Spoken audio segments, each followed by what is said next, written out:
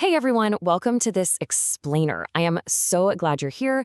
If you're a focused learner looking to truly understand the nuts and bolts of our energy future, you are in the exact right place. Today, we're going to explore the complex bridge of technologies that are actively powering our transition to a decarbonized future.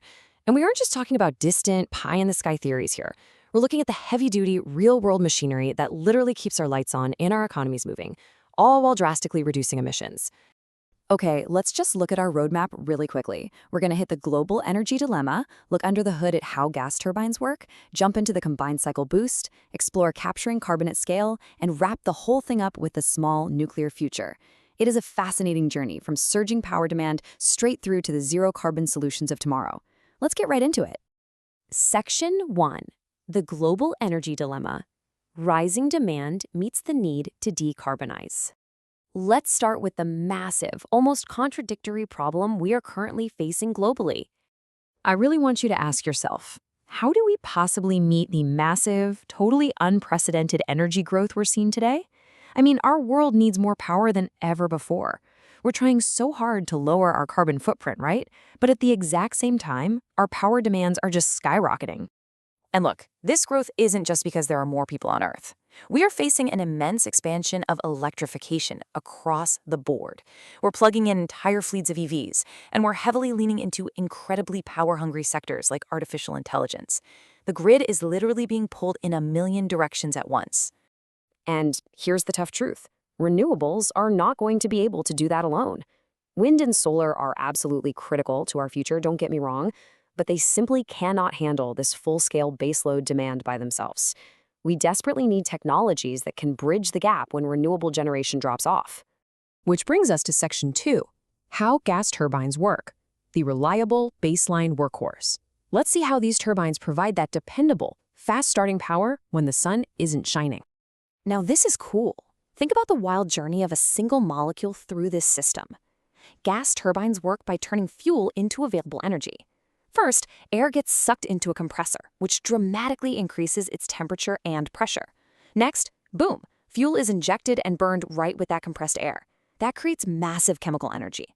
This high-pressure hot gas blasts past the turbine blades, spinning them at a blistering 3,000 RPM. Finally, that rotational force spins a magnet inside metal coils, creating the electricity we use every single day. To put the sheer scale of this into perspective, get this. GE Vernova's portfolio of gas turbines, specifically their advanced H-class platforms, creates close to 25% of the world's electricity, a quarter of the whole globe. These turbines are an absolute fundamental pillar of global infrastructure, engineered to start up fast and fill those crucial gaps in the grid. Section 3. The Combined Cycle Boost, squeezing every drop of energy. So, how do we make these massive beasts even more efficient? How do we get way more bang for our buck and less carbon for our planet? To understand the solution, we actually kind of have to look backwards. Just like 19th century steam locomotives, steam turbines use thermal energy to boil water, which creates this continuously expanding superheated vapor. The momentum of this steam is then captured through nozzles and rotating blades to drive a shaft and produce even more electricity. So check this out. This is how it actually builds efficiency. In a conventional plant, a lot of the exhaust heat just escapes, wasted. But in a combined cycle plant, we use a heat recovery steam generator. It literally captures that insanely hot waste heat from the gas turbine and uses it to boil water for a secondary steam turbine. It's brilliant. You get two turbines running off one single fuel source. And the result is a massive jump in performance. A standard conventional plant might operate at around 40% efficiency, but combined cycle operations, they push over 64%. By capturing what would normally just be lost energy, you drastically slash your fuel consumption and your operating costs. And here's why this matters so much for decarbonization.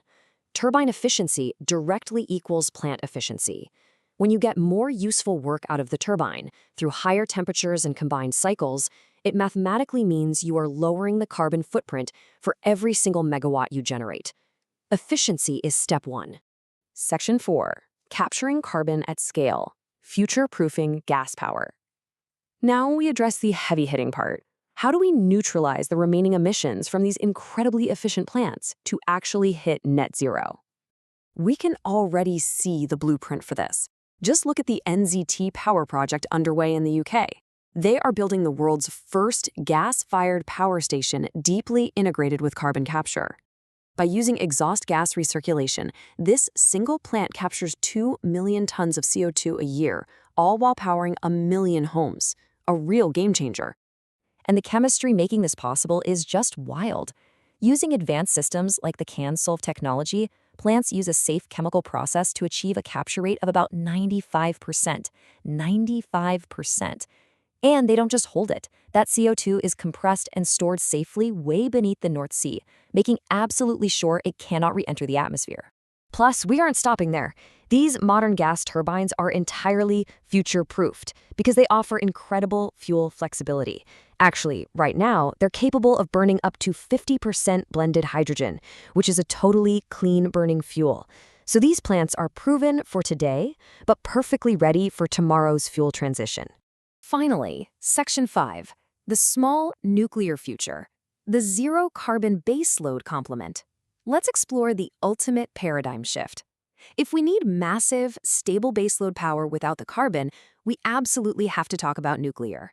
Specifically, let's talk about SMRs, or small modular reactors. Historically, nuclear power plants have been these massive, incredibly expensive, custom-built construction headaches. SMRs totally flip the script. They use a simplistic, innovative design so the reactor is built mostly off-site in a factory before ever arriving.